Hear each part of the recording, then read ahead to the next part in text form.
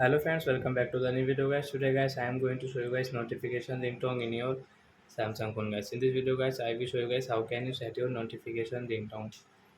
So guys, in this video guys, I am going to tell you.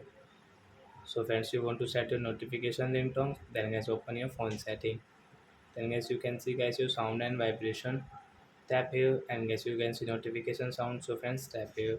By which notification ringtone guys you like guys you can choose from here like this lunar ringtone like P1s first. So example for guys, we will click on this telegraph and I like this ringtone. So as you can see, Galaxy Telegraph means notification ringtone will set in your Samsung phone. So I hope friends you have understood how to set notification ringtone in a Samsung phone. So that's it guys. Thanks for watching guys. Now we will meet on next video. Bye bye friends. Thanks for watching the video.